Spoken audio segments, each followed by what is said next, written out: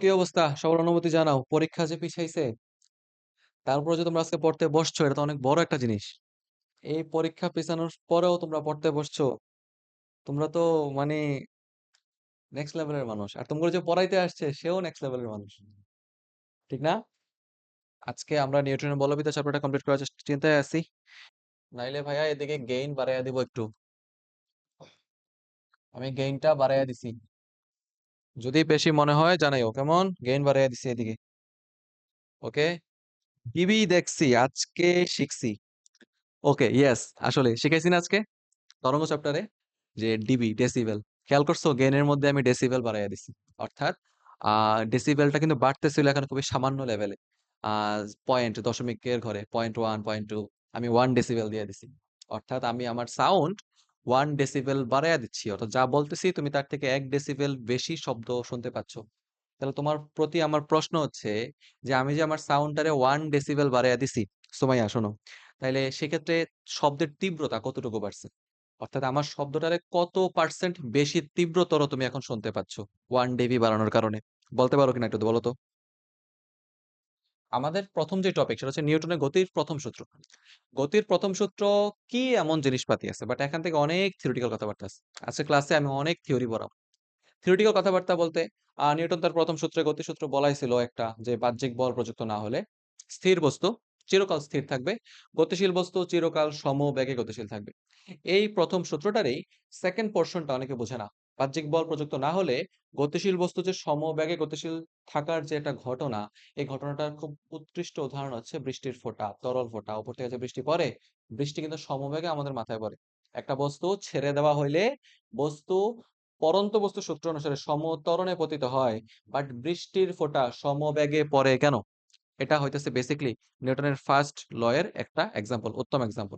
যদি কাউরে বলি যে আমার হাতের এই কলমটারে ছেড়ে দিচ্ছি, পড়ে যাবে, এখন এই কলমটা কি সমবেগে পড়বে না সমত্বরণে পড়বে? কেউ একজন বলবে ভাইয়া গ্র্যাভিটির টানে তো এটা সমত্বরণে নিচের দিকে পড়বে। বাট অ্যাকচুয়ালি কথাটা সত্য না। হ্যাঁ, আসলেই সত্য, গ্র্যাভিটির টানে সমত্বরণে পড়বে। বাট যখন বৃষ্টির ফোঁটাটা পড়ে সেটা গ্র্যাভিটির টানে নিচের দিকে সমত্বরণে পড়ে না, সমবেগে পড়ে। এখানে প্রান্ত বেগের একটা কনসেপ্ট আছে। আশা করি তোমরা জানো, যারা যারা জানো একটু জানিয়ে দিও। তো ভাইয়া প্রথম কথা হচ্ছে নিউটনের গতির প্রথম সূত্রে দুইটা বিষয়ের ধারণা পাওয়া যায়। বলছিলাম না বাহ্যিক বল প্রযুক্ত না হলে? তাহলে এখানে আমরা বলের ধারণা পাই। নিউটনের গতির প্রথম সূত্রে আমরা জানতে পারি কোন একটা বস্তু স্থির, বাহ্যিক বল প্রযুক্ত না হলে স্থির বস্তু চিরকাল স্থির, গতিশীল বস্তু চিরকাল গতিশীল। অর্থাৎ কোন একটা বস্তু তার অবস্থার যেই প্রবণতা, অবস্থার পরিবর্তনের যেটা প্রবণতা, সেটা দেখাচ্ছে না। সে সবসময় তার অবস্থাটাকে যেই অবস্থায় ছিল সেই অবস্থায় রাখার চেষ্টা করতেছে। এটা হচ্ছে বেসিক্যালি একটা জড়তা বলে থাকি আর কি, আমরা পদার্থের অলসতা বলে থাকি। নিউটনের গতির প্রথম সূত্র থেকে আমরা বলের ধারণা পাইতে পারি, জড়তার ধারণা পাইতে পারি। অর্থাৎ নিউটন আমাদেরকে সবার ফার্স্টলি ইনারশিয়া বুঝাইছেন, তারপরে উনি আমাদেরকে বল বুঝাইছেন। ঠিক আছে না ভাইয়া? তারপর যেটা থাকে সেটা হচ্ছে জড়তার পরিমাপ করা হয় কোন একটা বস্তুর ভরের সাপেক্ষে। একটা বস্তুর ভর যত বেশি হয় তার জড়তা তত বেশি হয়। জড়তা কি? পদার্থের অলসতা। কোন একটা বস্তুর ভর যত বেশি, ওই বস্তুর মধ্যে অলসতা তত বেশি, ওই বস্তুর জড়তা তত বেশি। বেসিক্যালি ভরের সাপেক্ষে আমরা কোন একটা বস্তুর স্থিতি জড়তাটা পরিমাপ করে থাকি। অর্থাৎ স্থিতি জড়তার পরিমাপকটাই বেসিক্যালি এখানে ভরের সাপেক্ষে হয়ে থাকে। তবুও আমাদের প্রশ্ন যদি বলছে জড়তার পরিমাপ করা হয় কিসের সাপেক্ষে, আমরা বলবো ভরের সাপেক্ষে জড়তার পরিমাপ করা হয়। একটু যদি নোট করতে পারেন ছোট ছোট করে লিখে রাখেন। ফার্স্ট ল থেকে জানা যায় এটা। জড়তার পরিমাপক এইটা। অল্প অল্প করে আগাইতে পারলে দেখবা অনেক কিছু শেখা হবে। তারপরে দেখো ভাইয়া, বলতেছে বস্তুর গতি জড়তা কোনটি সমানুপাতিক? বস্তুর গতি জড়তা যেটা বললাম, স্থিতি জড়তা, স্থিতি জড়তা হচ্ছে বস্তুর ভরের সমানুপাতিক, গতি জড়তা বস্তুর ভরবেগের সমানুপাতিক। এটা গ নাম্বার। গতি জড়তা, যদি বলতে চাই স্থিতি, স্থিতি জড়তা, জড়তা কিসের সমানুপাতিক? স্থিতি জড়তা হচ্ছে ভর, কেজি। গতি জড়তা, গতি জড়তা হতেছে আলটিমেটলি ভরবেগ, পি এর সমানুপাতিক। ওকে? তারপরে যেটা থাকে সেটা হচ্ছে মৌলিক বল। ছোট ছোট কথাবার্তা বলতেছি ভাইয়া, বুঝ। মৌলিক বল কয়টা? কেউ বলতে পারো? মৌলিক বল হচ্ছে ভাইয়া টোটাল আমাদের কাছে 4টা মৌলিক বল আছে। এক, সবার আগে যদি থাকে, এটা হচ্ছে তাড়িত চৌম্বক বল। মৌলিক বলের মধ্যে সবার আগে যদি থাকে তাড়িত চৌম্বক বল, বা আমরা বলতে পারি মহাকর্ষ বল। মহাকর্ষ বল। মৌলিক বল কয়টি? 4টি। মহাকর্ষ বল, তারপরে তাড়িত চৌম্বকীয় বল, তাড়িৎ চৌম্বকীয় বল, তাড়িৎ চৌম্বকীয় বল। আমি চাইবো তোমরা আমার সাথে সাথে এই পেজটা একটু লিখবা। কেমন? তাড়িৎ চৌম্বকীয় বল, অতঃপর সবল নিউক্লিয় বল, সবল নিউক্লিয় বল, তারপর হইতেছে দুর্বল নিউক্লিয় বল। এটা হইতেছে ফাইনাল, এটা হচ্ছে দুর্বল নিউক্লিয় বল। ঠিক আছে ভাইয়া? তো এই ৪ টা মৌলিক বল আমাদের জানতে হবে। ৪ টা মৌলিক বলের আন্ডারে পাল্লা জানতে হবে। ৪ টা মৌলিক বলের আন্ডারে আমাদেরকে আরো শিখতে হবে, সেটা হচ্ছে যে ধরো মৌলিক বলগুলার আপেক্ষিক সবলতার ক্রম কোনটা কতটুকু আছে, এগুলো সব আমাদের জানতে হবে। ঠিক আছে? তো এই মৌলিক বলগুলা নিয়া কিছু ইন্টারেস্টিং ইনফরমেশন আছে। যেমন আমি বলি, দাঁড়াও ১ সেকেন্ড, ১ টা সেকেন্ড ভাইয়ারে সময় দাও। মৌলিক বলগুলোর আন্ডারে সবার ১ম এ যে জিনিসটা থাকে সেটা হইতেছে যে আ যে সবল নিউক্লিয় বলটা আছে না? সবল নিউক্লিয় বল হচ্ছে কোন একটা নিউক্লিয়াস বেঁধে রাখার জন্য দায়ী। অর্থাৎ নিউক্লিয়াস গঠনের জন্য দায়ী। নিউক্লিয়াস গঠনের জন্য গঠিত হয় যারা মেডিকেলের ভর্তি পরীক্ষা বসবেন। মেডিকেলের ভর্তি পরীক্ষার জন্য এটা ইম্পোর্টেন্ট। সবল নিউক্লিয় বল কি করে? নিউক্লিয়াস গঠনের জন্য সবল নিউক্লিয় বল দায়ী। নিউক্লিয়াসের মধ্যে প্রোটনে বিকর্ষণ থাকে। প্রোটনে বিকর্ষণ বলের বিরুদ্ধেও নিউক্লিয়াসটা একসাথে থাকতেছে। এই অল্প দূরত্বের প্রোটনগুলা পাশাপাশি অবস্থান করতেছে বিকর্ষণের বিরুদ্ধে। কিছু একটা যেন থাকে যেটা নিউক্লিয়াসটাকে বাইন্ড করে রাখে। সেই বাইন্ডটা হইতেছে সবল নিউক্লিয় বল। এবং নিউক্লিয়াসের পারমাণবিক সংখ্যা বাড়ার সাথে সাথে কেন্দ্রে প্রোটনের সংখ্যা বাড়তে থাকে। যার কারণে এই যে প্রোটনে বিকর্ষণটা এটা বৃদ্ধি পেয়ে যথেষ্ট পরিমাণে বৃদ্ধি পেলে নিউক্লিয়াসে ভাঙ্গন ঘটে। নিউক্লিয়াসের ভাঙ্গন ঘটার যে ঘটনা, এগুলো আমরা বলি তেজস্ক্রিয়তা। নিউক্লিয়াস ভাঙ্গনের জন্য দায়ী হচ্ছে সবল নিউক্লিয় বল। তাহলে নিউক্লিয়াস গঠিত হয় সবল নিউক্লিয় বলের কারণে, নিউক্লিয়াস ভাঙে দুর্বল নিউক্লিয় বলের কারণে। দুঃখিত, আমি সবল বলে ফেলছি, এটা হবে দুর্বল নিউক্লিয় বলের কারণে। তাহলে নিউক্লিয়াস ভেঙে যায়, নিউক্লিয়াস ভেঙে যায়, ভেঙে যায় আল্টিমেটলি কিসের কারণে? দুর্বল নিউক্লিয় বলের কারণে নিউক্লিয়াস ভেঙে যায়। নিউক্লিয়াস ভেঙে যায়। এবার সামনে হইতেছে তাড়িৎ-চৌম্বকীয় বল কি করে তাহলে? তাড়িৎ-চৌম্বকীয় বল হচ্ছে আণবিক গঠনের জন্য দায়ী। কোন একটা নিউক্লিয়াসের গঠন আর আণবিক গঠন কিন্তু সমান কথা না। অণু পরমাণুর অভ্যন্তরে তো নিউক্লিয়াস থাকে। তাহলে আণবিক গঠনের জন্য দায়ী হচ্ছে ভাইয়া তাড়িৎ-চৌম্বকীয় বল।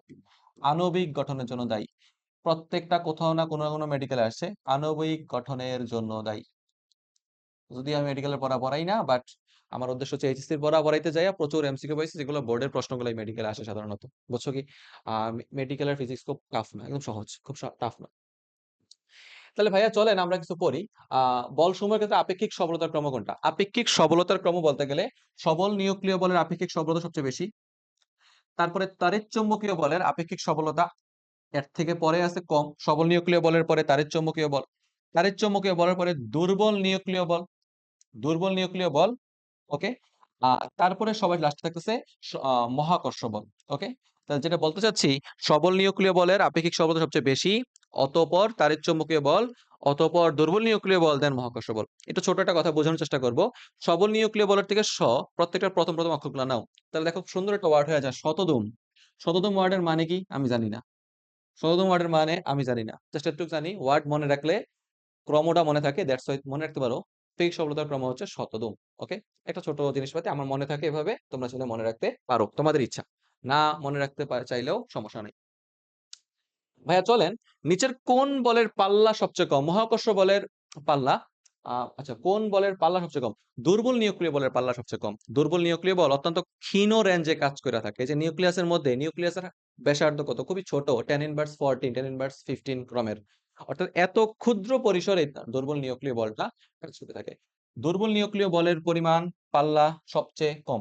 ওকে, দেন আরেকটা হচ্ছে কোন কণার বিনিময়। আচ্ছা আচ্ছা, এই যে জিনিসটা আমি পড়াইলাম না, এটা একটু বইলা দেওয়া উচিত। কণাগুলা, মহাকর্ষ বল সাধারণত গ্রাভিটন নামক এক ধরনের কণার বিনিময়ে মহাকর্ষ বল গঠিত হয়। এটা হচ্ছে বিনিময় কণা হচ্ছে গ্রাভিটন, একটু লেখা ফেলেন না ভাইয়া। তাড়িৎ-চৌম্বকীয় বল হচ্ছে ফোটন। ফোটন নামক কণার বিনিময়ে তাড়িৎ-চৌম্বকীয় বল পাওয়া যায়, সৃষ্টি হয় আর কি। দুর্বল নিউক্লিয় বল হচ্ছে বোসন। বোসন নামক কণার বিনিময়ে দুর্বল নিউক্লিয় বল সৃষ্টি হচ্ছে। এবং সবল নিউক্লিয় বল হচ্ছে মেসন। ওকে ভাইয়া, তাহলে সোজা বাংলা কথা, এখানে এই চার্টের মধ্যে বিনিময় কণাগুলা কি? মহাকর্ষ বলের জন্য গ্রাভিটন, ফোটন, মেসন, বোসন। আরেকটু বলি, সেখানে হচ্ছে এই যে দুর্বল নিউক্লিয় বল, এটার কি পাল্লা ছোট। একটু লেখা রাখতে পারি, টেবিলের সামনে একটা চার্ট তো ঝুলতেই পারে, যে পাল্লা ছোট বা ক্ষীণ দুর্বল নিউক্লিয় বলের পাল্লা সবচেয়ে ছোট হয়ে থাকে। আর মহাকর্ষ বলের একটাই ছিল, ভুলে গেছি। দুর্বল নিউক্লিয় বলের পাল্লা ছোট, মহাকর্ষ বলের কিছু একটা ছিল, ভুলে গেছি। সামনে পাবো হয়তোবা। চলো। তাহলে এই এমসিকিউটার আনসার কি হবে? বলো। কোন কণার বিনিময়ে? বোসন কণার বিনিময়ে কি হয়ে থাকে আলটিমেটলি আমার দুর্বল নিউক্লিয় বল সৃষ্টি হয়ে থাকে বা কার্যকর হয়ে থাকে। কোথায় আসছে দেখবেন 24 সালে আসছে এমসিকিউ গুলো। আমরা যদি সামনে দেখি নিচের কোনটি সবচেয়ে দুর্বল বল, অর্থাৎ বলগুলোর মাঝখানে সবচেয়ে ছোট কোনটা? আমার সাথে কিছু বলাবান আছে, বা তোমাদের সাথেও কিছু বলাবান আছে। আমাদের সাথে যারা ভুলগুলো করছে বা তোমরা করবা, প্রতি বছর এই জাতীয় ভুল করে এমন ব্যক্তি থাকবেই। পরীক্ষার হলে সে সারা বছর পড়া যায় না কিছু, পরীক্ষার হলে গেছে, নিজের অষ্টম বুদ্ধিমত্তার প্রকাশ পাওয়াইছে। কয় সবচেয়ে দুর্বল বল, তাইলে এখানে তো প্রশ্নে বলাই আছে দুর্বল নিউক্লিয় বল সবচেয়ে দুর্বল। তাহলে এটা উত্তর হবে গ। এন্ড পরীক্ষাতে বের হয়ে বলছে তুই এই এমসিকিউ পারোস না। এরকম এমসিকিউ বোঝার জন্য এসব ক্লাস টাস করা লাগে নাকি? এটা কিন্তু সত্য না রে। দুর্বল নিউক্লিয় বল মৌলিক বলগুলোর মাঝখানে সবচেয়ে ক্ষুদ্রতর না, সবচেয়ে দুর্বল না। দুর্বল নিউক্লিয় বল থেকেও মহাকর্ষ বল এমন এটা থাকে যেটা দুর্বল নিউক্লিয় বল থেকেও মানে দুর্বল হয়ে থাকে, আরো উইকার দেন উইকেস্ট। ওকে, ঠিক আছে। তাহলে মহাকর্ষ বল হচ্ছে মৌলিক বলগুলোর মধ্যে সবচেয়ে দুর্বল। ঠিক আছে, ডান। তাইলে হইতেছে আচ্ছা, নিউক্লিয়াস যে দেখো আমি যেগুলো পড়াইছিলাম, যেগুলো বলছি এগুলোই আসতেছে। এই যে ইউরেনিয়াম, থোরিয়াম ইত্যাদি মৌলিক পদার্থের তেজস্ক্রিয় ভাঙ্গন ঘটে কোন বলের কারণে? আমরা বলছিলাম না, আমরা মাত্র এখানে লিখছিলাম না যে দুর্বল নিউক্লিয় বলের কারণে নিউক্লিয়াস ভেঙে যায়। তাহলে নিউক্লিয়াসের ভাঙ্গন ঘটে কিসের প্রভাবে? এই যে দুর্বল নিউক্লিয় বলের প্রভাবে তেজস্ক্রিয় ভাঙ্গন ঘটে থাকে। ওকে, এই প্রশ্নগুলো অনেক জায়গায় আসছে বা লেখা যায়। কোন বল নিউক্লিয়াসে অস্থিতিশীলতার উদ্ভব ঘটায়? অস্থিতিশীলতার উদ্ভব ঘটায়। তেজস্ক্রিয় ভাঙ্গনের জন্য দায়ী কোনটি? নিউক্লিয়াস ফেটে যাওয়ার কারণ কি? উত্তর একটাই, সেটা হচ্ছে দুর্বল নিউক্লিয় বল। ঠিক আছে, চলেন সামনে যাব। বলছে নিউক্লিয়াস সমূহের মধ্যে বিদ্যমান আকর্ষণ বল। নিউক নিচের বলগুলোর মধ্যে কোনটি সবচেয়ে বেশি শক্তিশালী বল? হ্যাঁ, আচ্ছা, এখানে এই প্রশ্ন হচ্ছে কোনটা সবচেয়ে শক্তিশালী বল? সবল নিউক্লিয় বলের পরিমাণ সবচেয়ে বেশি স্ট্রং হয়ে থাকে সবল নিউক্লিয় বল। নিউক্লিয়াসের মধ্যে যে অ্যাট্রাকশন দিয়ে রাখে এটা হচ্ছে সবল নিউক্লিয় বল। তারপরে যেটা বলতেছে, চলেন সামনে যাই। এই এমসিকিউটার উত্তর কি হবে কেউ বলতে পারে? আণবিক গঠনের জন্য দায়ী কে? নিউক্লিয়াস গঠনের জন্য দায়ী হচ্ছে সবল নিউক্লিয় বল।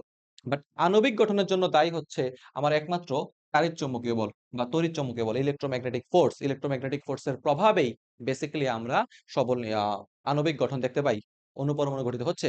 বাট নিউক্লিয়াসের গঠন আর আণবিক গঠনকে সমান হারে রেখো না। এমসিকিউটা হইতে পারে অনেক পুরাতন সালের, বাট এমসিকিউটা ইম্পর্টেন্ট। ওকে, ছোট ছোট কনফিউশন এগুলা ভুল করবে না। আচ্ছা, এবার আমাদের মূল প্রবলেম অংশটুকু শুরু হইতেছে। আমরা যাইতেছি। এতটুকু যাওয়ার আগে এই ছোট ছোট প্রশ্নগুলো দেখছো কিনা তোমরা? কি অবস্থা?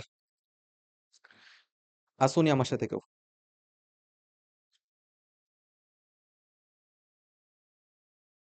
ওকে, একটু বুঝছেন? ডান। চলেন সামনে যাই। সামনে হচ্ছে যে বলের ঘাত, ঘাত বল এই দুটো ইম্পর্টেন্ট টপিক। মানে কি? আমরা বেসিক্যালি ঘাত বল বা ইম্পালসিভ ফোর্স বলতে কি বুঝি? ইম্পালসিভ ফোর্স হচ্ছে কোন একটা বস্তুর উপর যদি খুবই অল্প সময়ে অধিক মানের বল ক্রিয়া করে এমন ফোর্সকে আমরা বলতেছি ইম্পালসিভ ফোর্স। লাইক ধরো কোন একটা হাতুড়ি দ্বারা পেরেকের উপর আঘাত করলাম। ধরো ভাইয়া আমরা শটগানের গুলির কথা চিন্তা করতে পারি। ব্যাট দ্বারা বলের আঘাত চিন্তা করতে পারি। এগুলো সব হচ্ছে আমার ইম্পালসিভ ফোর্স। ওই বস্তুটার উপর খুবই অল্প সময়ের মধ্যে অধিক পরিমাণ বল প্রযুক্ত হইছে। তাহলে ইম্পালসিভ ফোর্সের উদাহরণগুলা, ঘাত বল কারে বলে সেটা থেকে বেশি ঘাত বলের উদাহরণ ইম্পর্টেন্ট। এক্সাম্পল গুলা পড়বা। এক্সাম্পল গুলা পড়বা। এক্সাম্পলের চাইলে একটু লিখে নিতে পারো। ব্যাট ব্যাট দ্বারা বলের আঘাত, ব্যাট বল। ওকে, শটগানের গুলি, শটগানের গুলি। দেন কি আছে ভাইয়া বলেন? অতঃপর আছে হাতুড়ি পেরেকের আঘাত। এগুলো সব হচ্ছে ইম্পালসিভ ফোর্সের উদাহরণ। হাতুড়ি, পেরেক এগুলো হচ্ছে সব। দেন থাকে বলের ঘাত। কোন একটা বস্তু, একটা অবজেক্ট আছে। এই অবজেক্টের উপর আমি এফ পরিমাণ বল টি সময়ব্যাপী ক্রিয়া করাইলাম। কোন একটা বস্তুর উপর প্রযুক্ত মোট বল এবং তার ক্রিয়াকালের গুণফলকে আলটিমেটলি কি বলা হয়? বলের ঘাত বলা হয়। তাহলে বলের ঘাত যে ইকুয়ালস টু হচ্ছে ওই বস্তুর উপর প্রযুক্ত মোট বল এফ এবং তার ক্রিয়াকালের গুণফল টি এর গুণফলের সমান। তাহলে J is equal two F into টি। কোন একটা বস্তুর বলের ঘাত তার ভরবেগের পরিবর্তনের সমান হয়ে থাকে, এম ডেল ভি এর সমান হয়ে থাকে। তাহলে আমরা বলতে পারি F into T equals to হচ্ছে এম ডেল ভি। কোন একটা বস্তুর বলের ঘাত তার ভরবেগের পরিবর্তনের সমান। তাহলে এখানে এখান থেকে কিভাবে আমরা এম ডেল ভি আনছি? ভাইয়ের একটা মিনিট সময় দাও। ওকে, আসতে পারছি। এটা মাথায় রাখবা। বস্তুর উপর প্রযুক্ত মোট বলের ঘাত তার ভরবেগের পরিবর্তনের সমান। তো এটার আলোকে আমরা ম্যাথ করি। অনেকগুলা ম্যাথ আমরা দেখব সামনে। চলো আমরা একে, একে দেখে ফেলি। আমরা তাড়াতাড়ি শেষ করে দিব আজকে। সংরক্ষণশীল বলের ক্রিয়ায় নিচের কোন ক্ষেত্রটি সঠিক নয়? সঠিক নয় বলছে, ঠান্ডা মাথায় দাগাইস কিন্তু। সঠিক বইলা দাগাইস।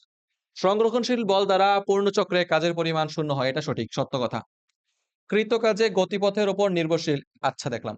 সম্পাদিত কাজ পুনরুদ্ধার করা সম্ভব। এটাও সত্য কথা।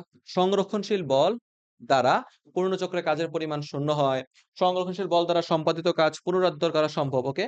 যান্ত্রিক শক্তির নিত্যতা বজায় থাকে। অর্থাৎ ক, ঘ, ঘ তিনটাই সঠিক। শুধুমাত্র ভুল হচ্ছে কৃতকাজ গতিপথের উপর নির্ভরশীল না ভাইয়া। কৃতকাজ গতিপথের উপর নির্ভরশীল না। সংরক্ষণশীল বল হোক, কৃতকাজ, কাজ এক প্রকার কিসের রাশি? কাজ হচ্ছে এক প্রকার স্কেলার রাশি। স্কেলার রাশি সমূহ কখনো পথের উপর নির্ভরশীল হয়ে থাকে না। এটা জাস্ট ভ্যালুর উপর ডিপেন্ড করে, জাস্ট মানের উপর নির্ভরশীল হয়। তাই এটা সংরক্ষণশীল বল হোক, যেই দ্বারাই হোক, কাজ কখনোই পথের উপর নির্ভরশীল না। অভিকর্ষ বল দ্বারা কৃত কাজও পথের উপর নির্ভরশীল ছিল না। সংরক্ষণশীল বল দ্বারা কৃত কাজও পথের উপর নির্ভরশীল না। আশা করি আপনি বুঝতেছেন। চলেন সামনে যাই। এখানে বলতেছে একটা অতিমানব। অতিমানব কারা জানোস? অতিমানব হচ্ছে, বুঝতেছিস তো, জায়ান্ট টাইপের মানুষ আর কি।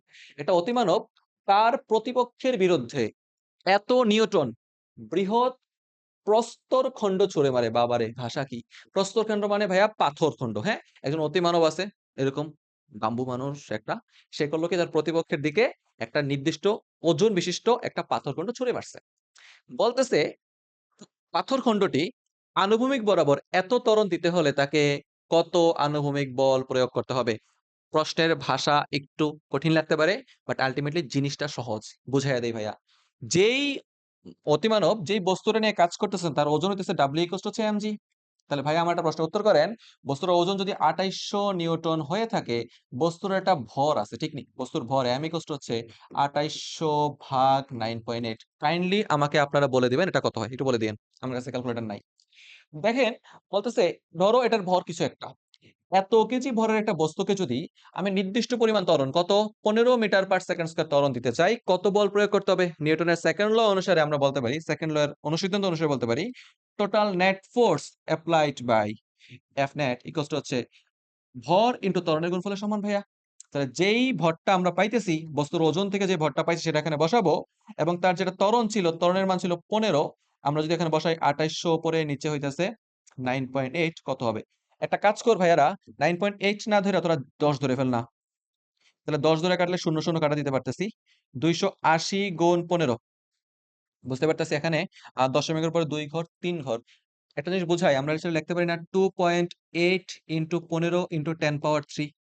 অপশন 4 টার মধ্যে 10 পাওয়ার 3 আছে শুধুমাত্র প্রথমটাতে। সঠিক উত্তর হবে ক নাম্বারটা। কাইন্ডলি যার হাতে ক্যালকুলেটর আছে সে একটু করবেন, করে দেখবেন আমার কথা সত্য কিনা। আমি ভুল করতে পারি। একটু দেখে দেখবেন যে আসলে ক নাম্বারটা কিনা। কেমনে করছি বুঝছো নি? 9.8 এর জায়গায় ধরছি 10। তাহলে শূন্য শূন্য কেটে দিলে থাকতেছে 280, বা 280 লেখা যেতে পারে 2.8।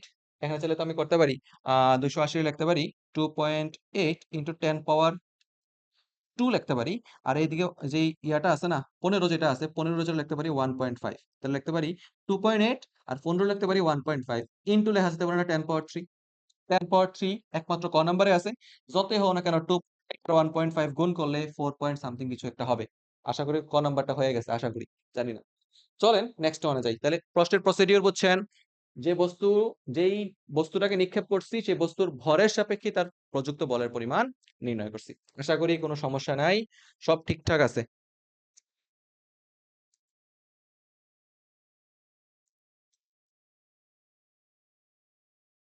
ওকে, ডান। চলেন এবার নেক্সট ওয়ানে যাব। নেক্সট ওয়ান কি বলতেছে? 0.25 কেজি ভরের একটি ক্রিকেট বল এত বেগে আসছিল। খেলোয়াড়, আচ্ছা এইটা হইতেছে কোশ্চেনের জগতে সবচেয়ে বেশি অ্যাভেলেবেল কোশ্চেন, সবচেয়ে বেশি পুরাতন কোশ্চেন, সবচেয়ে বেশি ভুল করা কোশ্চেন। তিনটা কথা বলছি। সবচেয়ে বেশি তুমি করছো, বাট এটা তুমি সবচেয়ে বেশি ভুল করে বলাবা। কি ভুলটা করে বুঝাই। ক্রিকেট বলের ভর 0.25 কেজি। 0.25 কেজি ভরের একটা ক্রিকেট বল কত বেগে আসতেছিল? প্রায় 40 মিটার পার সেকেন্ড বেগে আসতেছিল। আদি বেগ ইউ ইকুয়ালস টু হইতেছে 40 মিটার পার সেকেন্ড। আমার সাথে মনোযোগ দিবেন। ক্রিকেট বলটা যাচ্ছে ধরো এদিক বরাবর কত বেগে? 40 মিটার পার সেকেন্ড বেগে যাচ্ছে। ক্রিকেট বলটা ধাক্কা খাইছে দেয়ালে। প্রায় 0.2 সেকেন্ডে ক্রিকেট বলটা থামায় দেওয়া হয়েছে। অর্থাৎ এখানে থামায় দেওয়া হয়েছে, থামানোর সময় হচ্ছে 0.2 সেকেন্ড, টি হচ্ছে 0.2 সেকেন্ড। যেহেতু এখানে বেগের কোনো পরিবর্তন তেমন একটা বলে নাই, তাহলে এইটাই তার মানে এই ব্যাগেই বস্তুটা চলতেছিল, দ্যাটস ওয়াই এটারে আমরা ভি দ্বারা প্রকাশ করতে পারি। আদিতে ব্যাগ পরিবর্তন করতে পারতাম, তো এখানে আদি ব্যাগ শেষ ব্যাগ কনসেপ্ট নাই, জাস্ট বলতেছে এটা নির্দিষ্ট ব্যাগে চলতেছে, মানে সমবেগে চলতেছে, 40 মিটার পার সেকেন্ড ব্যাগে আসতেছে। তাহলে যদি এটাকে 0.2 সেকেন্ডের মধ্যে থামায় দেওয়া হয়, তাহলে খেলোয়াড় কর্তৃক প্রযুক্ত গড় বল কত? তাহলে গড় বল ইকুয়ালস টু আমরা জানি এফ ইকুয়ালস টু বলের ঘাত জে ইজ, বলের ঘাত জানি, বলের ঘাত কি রে? বলের ঘাত জে ইকুয়ালস টু হচ্ছে বস্তুর উপর প্রযুক্ত বল এবং তার ক্রিয়াকলাপ গুণফলের সমান। ওকে, ঠিক আছে। আবার জানি বলের ঘাত হচ্ছে বস্তুর ভরবেগের পরিবর্তনের সমান। তো আলটিমেট এখানে বলতে পারি আহ প্রযুক্ত বল এফ ইকুয়ালস টু হচ্ছে এম ইন্টু ডেল ভি, নিচে দিচ্ছে সময় টি না ভাইয়া? একটু আমার সাথে সাথে হিসাব করবেন, আপনারা হিসাব করলে মনোযোগ বাড়বে তোমাদের। ভরের পরিমাণ কত? 0.25 কেজি। 0.25 কেজি কতটুকু ব্যাগের পরিবর্তন হয়েছে বলতো? আদিতে ব্যাগ ছিল 40, একটা সময় পরে থামাইয়া দেওয়া হয়েছে, তাহলে 40 থেকে শূন্য বাদ দিলে কত হয়? পরিবর্তনটা কতটুকু হয়েছে? 40 মিটার পার সেকেন্ডে হয়েছে, তাহলে বলতে পারি ইনটু হচ্ছে 40। নিচে হচ্ছে সময়, সময়ের মান বসালে কি বসানো হবে? 0.2। তাহলে আলটিমেটলি যদি কাজ করি, ধরো 0.2 রে লিখতে পারি কিছু একটা হবে বলের ঘাত, এখান থেকে কাজ করে নিয়ে আসো। ধরো ভাইয়া যদি তোমাদের সাথে করি, 0.25 ইন্টু 40 করলে হবে 10, 0.2, 2/10 করলে হবে 50 নিউটন। এই তো ঘ 50 নিউটন। এখানে ঋণাত্মক চিহ্ন দেওয়ার কারণ হচ্ছে ঋণাত্মক চিহ্ন এখানে বাধাদানকারী বলকে নির্দেশ করতেছে, দ্যাটস এখানে সামনেটা মাইনাস। কি করছি তোমরা বুঝছো নি? পয়েন্ট সরাইয়া দিলে উপরে একটা শূন্য দেওয়া লাগে, 100, 100/2 মানে 50। ওকে, ঠিক আছে। তো এটা উত্তর হচ্ছে 50 নিউটন। সামনে যাব, চলেন দ্রুত আগাই। বলতেছে গাছ থেকে 2 কেজি ভরের একটা নারকেল, আচ্ছা, গাছ থেকে 2 কেজি ভরের একটা নারকেল সোজা নিচের দিকে পড়তেছে। বাতাসের বাধা 8.6 নিউটন হলে এর ত্বরণ কত? 8.6 নিউটন হলে এর ত্বরণ কত? চলেন একটু চেক করব। ধরো আমার কাছে একটা নারকেল আছে। এই পোলাপান, নারকেল কি কালারের হয়? ম্যাট্রিতে নারকেলের কালার হচ্ছে এটা, বুঝছো? ম্যাট্রিতে নারকেল কালার এরকম, এগুলা বিদেশি নারকেল, এগুলা যারা প্রিমিয়াম মানুষ তারা দেখতে পাইছে, তোমরা দেখতে পাইবা না। তাহলে এই নারকেলটা নিচের দিকে পড়তেছিল, বুঝছো? নারকেলের ভর হচ্ছে 2 কেজি। তাহলে এই নারকেলটা যখন নিচের দিকে পড়তেছিল, তো নিচের দিকে তার প্রযুক্ত ওজন হচ্ছে এমজি ভাইয়া। ওজনের কারণে নারকেলটা নিচের দিকে পড়বে। একটা নারকেল যদি উপর থেকে নিচের দিকে পড়তে থাকে, তার বিপরীতে এটা কি থাকে ভাইয়া? বাতাসের একটা বাধা থাকে না? সেই বাতাসের বাধা, সেটা হইতেছে আলটিমেটলি 8.6 নিউটন। তাহলে বলেন তো, এখানে এই নারকেলটার উপর প্রযুক্ত ত্বরণ কত? আমরা নিউটনের সেকেন্ড ল থেকে জানি, net force applied at a body equals to F net equals to হচ্ছে total mass into its acceleration. কোন একটা বস্তুর উপর প্রযুক্ত মোট বল তার বস্তুর ভর এবং ত্বরণের গুণফলের সমান। মোট বল, মাইন্ড ইট, যদি বস্তুর ভর অপরিবর্তিত থাকে। এই চ্যাপ্টারে একটা জিনিস আমি বারবার চিল্লিয়ে চিল্লিয়ে বলবো, আজকে বলবো, সামনে বলবো আর কি। বস্তুর ভর অপরিবর্তিত থাকলে আমরা এটা ইউজ করতে পারি, আদারওয়াইজ এই সূত্র একটা জাস্ট শুভঙ্করের ফাঁকি, এই সূত্র দিয়ে অঙ্ক ভুল হয়ে যাবে। এখানে নারকেলের কনসেপ্ট আছে, নারকেলের ভর তো অপরিবর্তিত থাকে, তাই আমরা ইউজ করে ফেলছি। তাহলে নেট ফোর্স কি? বস্তুটা নিচের দিকে পড়তেছে এমজি এর কারণে, বিপরীত দিকে বাধাদানকারী বল হচ্ছে 8.6, তাহলে এফ নেট ইকুয়ালস টু হয়ে যাবে এমজি মাইনাস 8.6 ইকুয়ালস টু বলছো এম এ। আমাকে বের করতে হবে কি ত্বরণের পরিমাণ। আমরা চাইলে বলতে পারি এ ইকুয়ালস টু কত কেজি ভরের বস্তু ছিল? 2 কেজি ভরের বস্তু, তাহলে 2 ইন্টু 9.8 মাইনাস 8.6, একজন একটু হিসাব করবেন। 2 ইন্টু এ, তাহলে এ ইকুয়ালস টু হচ্ছে 19.6, 19.6 মাইনাস 8.6, নিচে হচ্ছে 2। 0.6 কাটা দিতে পারি, 19 থেকে চাইলে 8 চলে গেলে থাকবে 11, 11 রে 2 দিয়ে ভাগ করলে হচ্ছে 5.5, 5.5 মিটার পার সেকেন্ড স্কয়ার। তোমরা বুঝছো নি ভাইয়া? 0.6 কাটা 19 থেকে 8 গেলে সেটা কত থাকে? 11/2, তার মানে সেটা কত? 5.5। এইচএসসি 26 ব্যাচ, আর কয়দিন পরে তো অ্যাডমিশনে বসবেন। একটু হ্যান্ড ক্যালকুলেশন শিখলে তো কোনো ক্ষতি নাই, শিখাই না।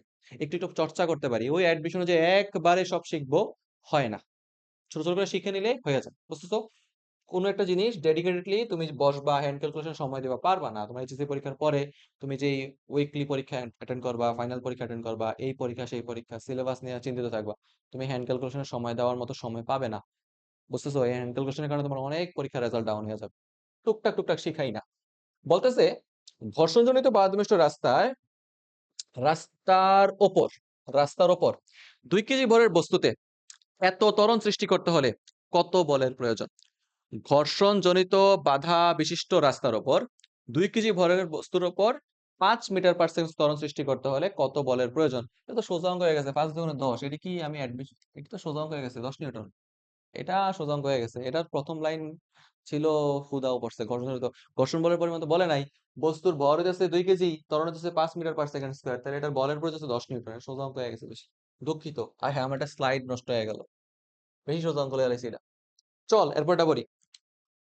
এরপরেরটা পড়ি চল।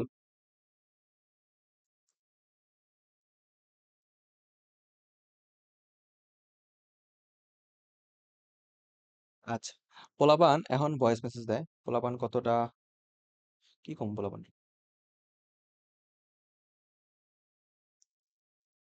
ওকে, সব কি ঠিকঠাক আছে পোলাপান? একটু জানাইও তো।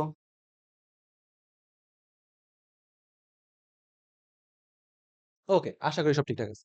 দেখো, বলতেছে 100 কেজি ভরের একটা পাথরকে 200 মিটার উঁচু থেকে ফেলে দেয়া হলো। বাতাসের বাধা অগ্রাহ্য করা হলে 3 সেকেন্ড পর পাথরটি মাটিতে কত উঁচু থাকবে? তা চিন্তা করো, একটা বস্তুকে, একটা অবজেক্টরে যদি আমরা নির্দিষ্ট উচ্চতা থেকে ছেড়ে দেই, 200 মিটার উচ্চতা থেকে ছেড়ে দেই একটা অবজেক্ট, এটা আছে কত উঁচুর উপরে আছে? 200 মিটার উপর থেকে আছে। এবার বাতাসের বাধা অগ্রাহ্য করে পাথরটা 3 সেকেন্ড পর মাটি থেকে কত উঁচু থাকবে? আমার জানতে হবে 3 সেকেন্ডে পাথরটা উপর থেকে কতটুকু নিচে নামছে। হাইট কত? এইচ ইজ ইকুয়াল টু কি হয়ে যাবে ভাইয়া? ইউটি প্লাস হাফ জি হইতেছে 9.8 টি স্কয়ার। 3 সেকেন্ডে সে উপর থেকে কতটুকু নামছে সেটা জানতে চাচ্ছি। আলটিমেটলি আসবে 4.9 ইন্টু 3 স্কয়ার মানে 9। তাহলে কত হয়ে যাচ্ছে দেখো, 4.9 ইন্টু 9 কিছু একটা হবে। বেসিক্যালি এটা হয় যে 49 থেকে কিছু একটা কম হবে, কোন একটা সংখ্যা আসবে, এটা ধরতে পারতেছি না, কিছু একটা হবে ভাইয়া, মনে করো কিছু একটা সংখ্যা। তাহলে বস্তুটা যদি 3 সেকেন্ড ওপর থেকে এতটুকু নামে, তাহলে সে নিচ থেকে কতটুকু উপরে আসছিল? সে নিচ থেকে উপরে হতে হচ্ছে, তাহলে এক্স ইজ ইকুয়াল টু হচ্ছে total height h 200 metre, 200 metre. তাহলে সে মাটি থেকে কতটুকু উপরে ছিল? ওপর থেকে 3 সেকেন্ডে নামছে তোমার 4.9 ইন্টু 9 মিটার। তাহলে মাটি থেকে সে উপরে ছিল, এইটা বিয়োগ করলে যা আসবে সেটাই হচ্ছে আলটিমেটলি রেজাল্ট, এত মিটার। এটা উত্তরটা মনে হয় 155 আশেপাশে কিছু হবে, 155.9 মিটার হওয়া উচিত। কেমনে প্রেডিক্ট করতেছি আমি তোমাকে বোঝাই। 4.9 ইন্টু 9 না ধরে 4.9 ইন্টু 10 ধরতে পারি, তাহলে কত হয়ে যাবে? 49 বা 50-এর আশেপাশে কিছু একটা। 200 থেকে 50 চলে গেলে সেটা আলটিমেটলি 150, মানে 150-এর আশেপাশে কিছু একটা হবে, এবং সেটা হচ্ছে ঘ নাম্বার। এখানে 4.9 ইন্টু 9 আলটিমেটলি আর যাই হোক না কেন 20 এর আশেপাশে তো হওয়ার সম্ভাবনা নাই। যেহেতু একটা জিনিস 20 হইতে পারে না, তাহলে ওই সংখ্যাটা 200 থেকে 20 বাদ দিলে 180 এর আশেপাশে হইতে পারে না। দ্যাটস আমি উত্তরটা সি মনে করতেছি, তোমরা একটু চেক করে নেবা ঠিকঠাক আছে কিনা। ওকে, ডান। চলো আমরা সামনে যাই। এই এমসিকিউটা অনেক সুন্দর একটা এমসিকিউ, এমসিকিউটা ভালো লাগছে। এমসিকিউটাতে খুব সুন্দর একটা এমসিকিউ। দেখো, প্রশ্নটাতে বলতেছে যে 3টি সমান 44.1, 44.1 কোনটার অন্তর? 44.1 মিটার। এটা কি 44.1 আসে? এটা না তো, নাকি এতটুকু বলতেছিস তোরা? আচ্ছা, এইটা মনে হয় 44.1। একই তো কথা। 44.1 যদি বিয়োগ করে দিই আলটিমেটলি কত থাকবো? থাকবো 155.9। ধন্যবাদ তোমাদেরকে। একটু ভাইয়া অ্যাক্টিভ থাকলে ভালো লাগে, পরিশ্রমটা বৃথা লাগে না, তোমরা একটু অ্যাক্টিভ থাকবে। প্রয়োজনে আমরা অল্প পড়বো, বাট একটু পড়বো, মানে একটু অ্যাক্টিভ থাইকো ভাইয়ের পাশে, যে আমি আসি কমেন্টে পোলাবান দেখলে ভালো লাগে আমার কাছে। দেখেন, বলতেছে 3টি সমমানের বল একটা বিন্দুতে ক্রিয়া করে সাম্যাবস্থা সৃষ্টি করলে অন্তর্ভুক্ত কোন কত? আমার কাছে যখন 3টা অবজেক্ট থাকে, 3টা ফোর্স যখন থাকে কোন একটা নির্দিষ্ট পয়েন্টের উপর, ধরো একটা পয়েন্ট আছে, এই পয়েন্টের উপর 3টা বল ক্রিয়াশীল, একটা বল, আরেকটা বল, আরেকটা বল।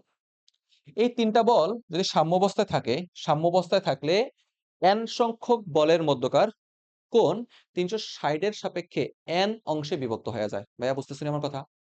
টোটাল অ্যাঙ্গেলটা কত রে ভাই? টোটাল অ্যাঙ্গেল হচ্ছে আমার এদিকে 360 ডিগ্রি।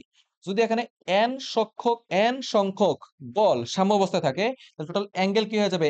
n সংখ্যক হারে বিভক্ত হয়ে যাবে।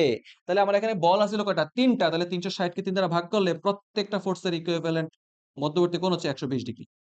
কেউ আমার বলতে পারোনি 4টা বল হইলে মধ্যবর্তী কোণ কত হইতো? 4টা। যদি এরকম হইতো ভাইয়া দেখেন তো, y অক্ষ x অক্ষ, 4টা ফোর্স আছে, তাহলে সেক্ষেত্রে প্রত্যেকটা ফোর্সের মধ্যবর্তী কোণ কত করে হইতো? 360 ভাগ 4, 90 ডিগ্রি করে হইতো। যদি 5টা ফোর্স থাকতো ভাইয়া, 5টা ফোর্স থাকলে 360 ভাগ 5, 72 আশেপাশে কিছু একটা আসবে। 72 ডিগ্রি করে থাকতো, প্রত্যেকটা বলের মধ্যবর্তী কোণ 72 ডিগ্রি থাকতো। তাহলে এই জিনিসটা এভাবে মনে রাখবা যে n সংখ্যক বল তারা যদি সাম্যাবস্থায় থাকে, তাদের মধ্যবর্তী কোণ 360 এর n ডিভিশন আকারে থাকবে। তাহলে এখানে প্রত্যেকটা বলের মধ্যবর্তী কোণ কত দেখো, এখানে হইতেছে 120 ডিগ্রি, এখানে হইতেছে 120 ডিগ্রি, এখানে 120 ডিগ্রি। তাহলে কোণগুলার অনুপাত কত হবে? 120 অনুপাত 120 অনুপাত 120। ওকে, বা বলতে পারি 1 অনুপাত 1, 1:1:1। এটাও বলতে পারি চাইলে, যদিও ওনারা আমাদেরকে ডিরেক্ট কনফিউশন না করার জন্য গ নাম্বারটাই দিয়ে দিছেন। ১২০ টু ১২০ টু ১২০। এই এমসিকিউটা কি বুঝাইতে পারছে কিনা? এই এমসিকিউ যদি বুঝাইতে পারি, ভাইয়ারে একটু বইলো যে ভাইয়া বুঝছি এটা।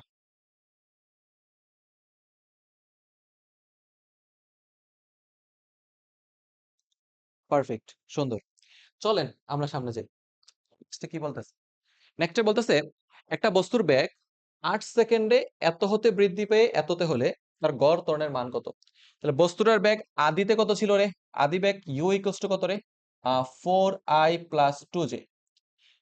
বৃদ্ধি বেগ কত হয়েছে? শেষ বেগ কত? v is equal two 12i minus 4j।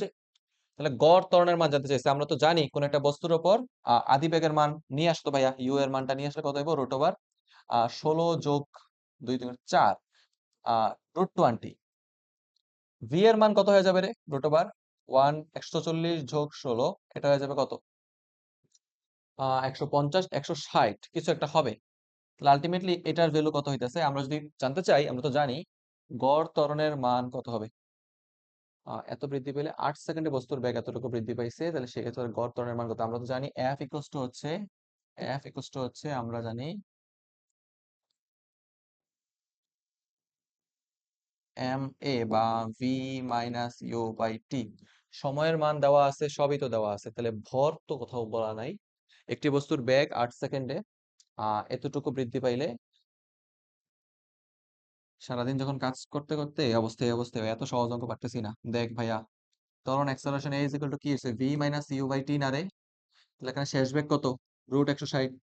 আদি বেগ কত? রুট 20। সময় কত? 8 সেকেন্ড। এটাতে কাজ করবি, তাহলে অ্যাক্সেলারেশন মান পাওয়া যাবি। দেখ, হয় মাঝে মধ্যে সিস্টেমে গ্লিচ হয়, বুঝছস? আমারও সিস্টেমে গ্লিচ হয়ে গেছিল।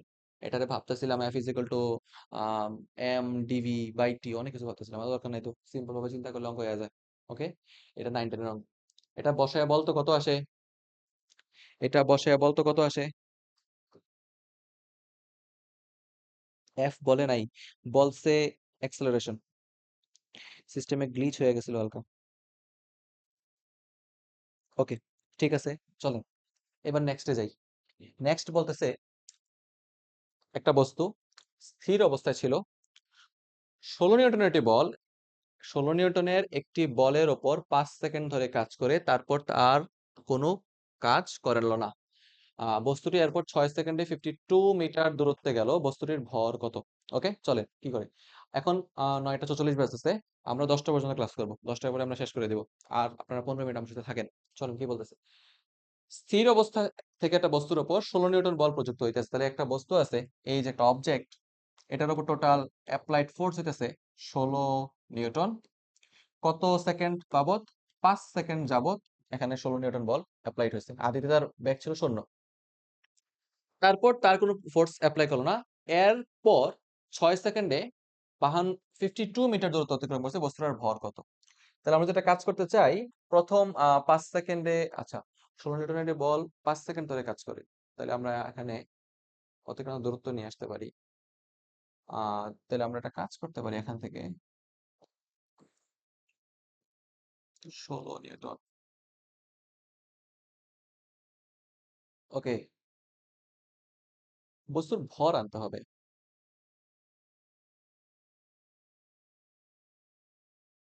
ওকে, এটা করাই দেবো, এটা এখন মাথায় আসতেছে না। সলভ করাবো, এটা রাখা দিছি। আমি এটা সলভ করাবো, এটা পেন্ডিং। কেমন বলাবান? এটা সহজ অংশ, বাট পেন্ডিং থাকুক, আসতেছে না এখন। পরের কোশ্চেনের দিকে তাকা, পরের কোশ্চেনের দিকে তাকাও। এটা হয়তো বা সহজ কিছু একটা আছে, বাট এখন সময় অপচয় করতেছি না। চলে যাই, সামনে চলে যাই। দেখেন, বলতেছে 10 কেজি ভর একটা বস্তুর উপর 2F মানের বল প্রয়োগ করার ফলে বস্তুটার ত্বরণ হচ্ছে 60 মিটার পার সেকেন্ড স্কয়ার।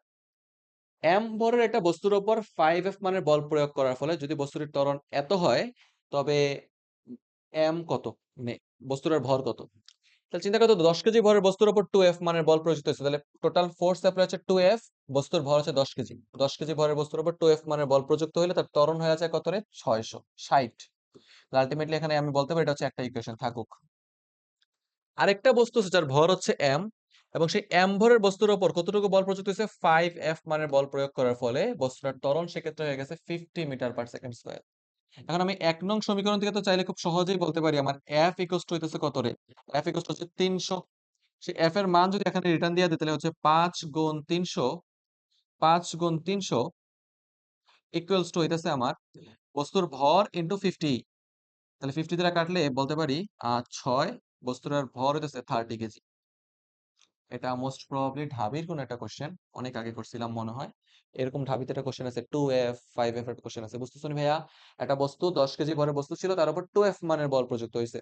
এখানে F কিন্তু বলের পরিমাণ না, F হইতেছে জাস্ট একটা চলকের মতো চিন্তা করে দেখো। টোটাল প্রযুক্ত বল শুরুতে 2F, তার কারণে ত্বরণ হচ্ছে 60 মিটার পার সেকেন্ড স্কয়ার। 1 নং সমীকরণ।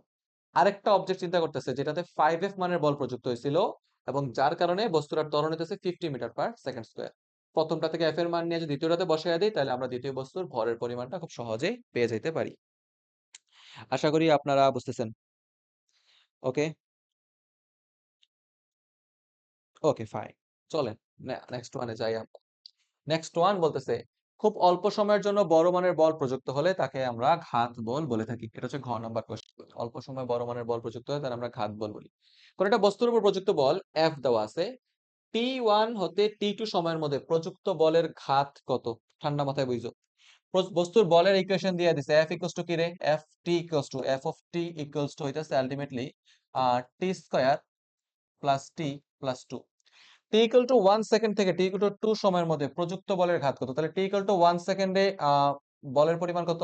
T ইকুয়াল টু 1, যেখানে T এর মান 1 সেকেন্ড, প্রযুক্ত বল F1 হইতেছে 1 প্লাস 1 প্লাস 2, 4 নিউটন। T2 অর্থাৎ দ্বিতীয় সেকেন্ডে আমার বলের পরিমাণ F2 ইকুয়ালস টু হইতেছে, আম, ধরো সেটা বসাই দিলে আমরা পাচ্ছি 2 স্কয়ার মানে 4 প্লাস 2 প্লাস 2, 2 2 4, 4 4 8 নিউটন। আচ্ছা, তাহলে বলো তো ভাইয়া, আলটিমেটলি আমরা জানি তো বলের ঘাত হচ্ছে কোন একটা বস্তুর উপর প্রযুক্ত বল এবং তার ক্রিয়াকালের গুণফলের সমান। তাহলে বস্তুর উপর কি পরিমাণ বল অ্যাপ্লাইড হয়েছে বলো তো? 4 নিউটন।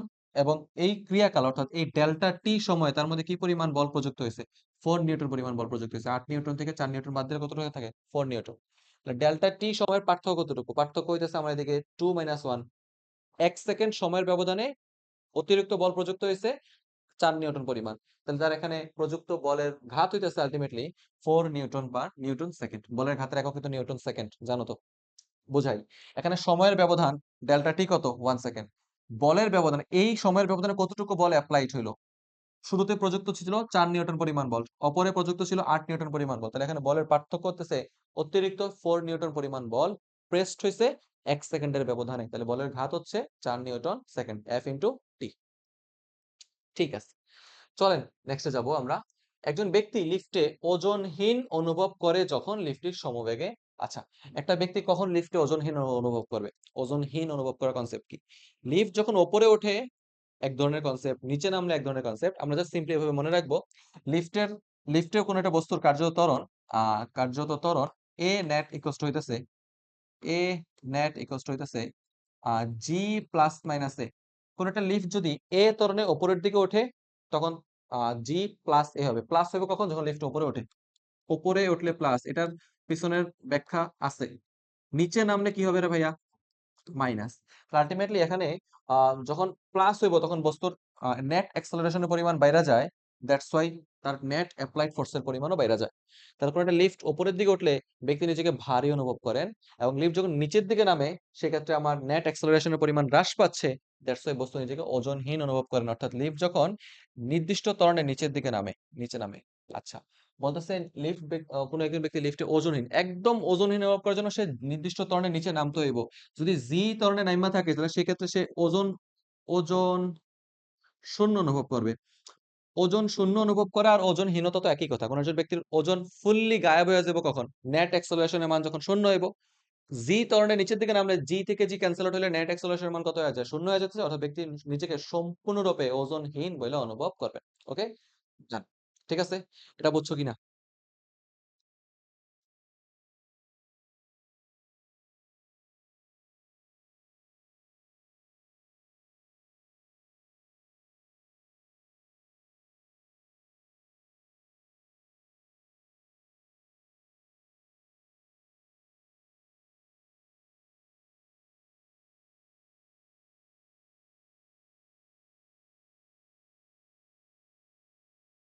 ওকে, ফাইন। চলো সামনে যাই। নেক্সট এর যে কোশ্চেনটা আমাদের কাছে আছে সেটা হচ্ছে, 2 কেজি ভরের একটি বস্তু সুতায় ঝোলানো আছে, সুতার টান এত হইলে বস্তুটির ত্বরণ কত? 2 কেজি ভরের একটা বস্তু সুতার মধ্যে ঝুলানো অবস্থায় আছে, সুতার টান হচ্ছে 27.6 নিউটন। কোন একটা বস্তুর উপর অ্যাপ্লাইড ফোর্সের পরিমাণ হচ্ছে 2 কেজি। এখানে সুতার টান টি দেওয়া আছে, তাহলে আমরা তো জানি একটু টান বল টি ইকুয়াল হচ্ছে বস্তুর ভর ইনটু অ্যাক্সেলারেশনের গুণফলের সমান। তাহলে চিন্তা করলে আমরা এখানে অ্যাক্সেলারেশন এ পাইয়া যাব, টি পাই এম করলে অঙ্ক শেষ। টান বলের পরিমাণ হচ্ছে 27.6 নিউটন, ভরের পরিমাণ হচ্ছে 2 কেজি। তাহলে 27.6 কে অর্ধেক করলে কত থাকবে? 26 অর্ধেক 13, তাহলে 13 আশেপাশে কিছু একটা থাকবে, 13.8 মিটার পার সেকেন্ড স্কয়ার। সুতার অগ্রপ্রান্ত একটা বস্তু নিয়ে যে ঘুরে থাকি, জিম জিম জিম জিম ঘুরাতে থাকি, তো সেক্ষেত্রে আমরা টান বলটা কি হয়ে যাবে? T equals to F a m এর সমান হয়ে যাবো না? এইভাবে অঙ্কটা করে ফেলছি। ওকে, চলো সামনে যাই। নিচের কোন রাশিটি সবসময় জোড়ায় জোড়ায় ক্রিয়া করে? ওকে, যেমন জোড়ায় জোড়ায় ক্রিয়া করে ত্বরণ, জোড়ায় জোড়ায় ভ্রামক। জোড়ায় জোড়ায় ক্রিয়াশীল জিনিসকে আমরা বলে থাকি ভ্রামক। যেমন ধনাত্মক চার্জ ঋণাত্মক চার্জ একসাথে যদি জোড়া জোড়ায় ক্রিয়া করে, সেটা আমরা বলি আম, তড়িৎ ভ্রামক, দ্বিপোল ভ্রামক। আবার সেম কথাবার্তা এসে পড়ে বলের ভ্রামক, সেম কথাবার্তা এসে পড়ে চৌম্বক ভ্রামক। হ্যাঁ, ঠিক আছে। তাহলে যখন জোড়ায় জোড়ায় ক্রিয়াশীল কথা হয়, তাদের সেক্ষেত্রে আমরা কি হিসাব করে থাকি? তাদের ভ্রামক বলে থাকি। ওকে, যে কোনো ধরনের ভ্রামক জোড়ায় জোড়ায় কাজ করে থাকে আলটিমেটলি। ঘর্ষণ বল এবং বস্তুর বেগের মধ্যবর্তী কোণের মান হইতেছে, কোন একটা বস্তু বেগ প্রাপ্ত হয়েছে সম্মুখ দিকে, ঘর্ষণ বল হচ্ছে বিপরীত দিকে, তার মধ্যবর্তী কোণ হচ্ছে 180 ডিগ্রি। ওকে, একদম স্মুথ। নেক্সটে যাই। এটি লন রোলারকে ঠেলা বা টানার সময় আনুভূমিকের সাথে 30 ডিগ্রি কোণে এত বল প্রয়োগ করা হলো। টান অপেক্ষাকৃত সহজ কারণ এর ওজন কতটুকু কমে? লন লন রোলারের অঙ্ক ভেক্টর চ্যাপ্টারে তোমরা পারা উচিত, না পারলেও একটু শিখিয়ে দিই। চিন্তা করে দেখেন, কোন একটা লন রোলারকে ঠেলা বা টানার সময় আনুভূমিকের সাথে করছি কি 30 ডিগ্রি কোণে টানতেছি। তাহলে এটা হচ্ছে ভূমি, এই হচ্ছে ভূমি। ভূমির সাথে আমি কতটুকু ফোর্স অ্যাপ্লাই করতেছি রে? 19.6 নিউটন পরিমাণ বল অনুভব করতেছি, প্রযুক্ত করতেছি 30 ডিগ্রি কোণে। টান অপেক্ষাকৃত সহজ কারণ ওজন কতটুকু কমবে? দেখো তো ভাইয়া, এই যে লন রোলারটা আছে বা এই যে অবজেক্টটা আছে না, অবজেক্টের যেটা ওজন থাকে সেটা হচ্ছে নিম্নমুখী এমজি। ওকে, তাহলে এই যে টান দিছো, টান বলের একটা উল্লম্বমুখী উপাংশ থাকে, ঊর্ধ্বমুখী একটা উপাংশ থাকে। এই ঊর্ধ্বমুখী উপাংশটা আলটিমেটলি কিসের সাথে কন্ট্রাডিক্ট করে?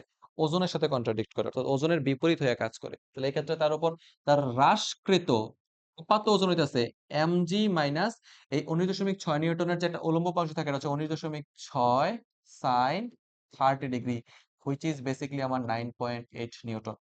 তাহলে এখানে দেখো লন রোলারের কিছু বলছে কিনা, কিছু বলে নাই। তাহলে আমি জাস্ট বলে দিব যে টান বল 19.6 নিউটনের যে উলম্ব উপাংশ 9.8 নিউটন আছে, 9.8 নিউটন পরিমাণ ওজন তার কমে যাবে। অর্থাৎ কতটুকু ওজন হ্রাস পাবে? 9.8 নিউটন পরিমাণ ওজন হ্রাস পাবে।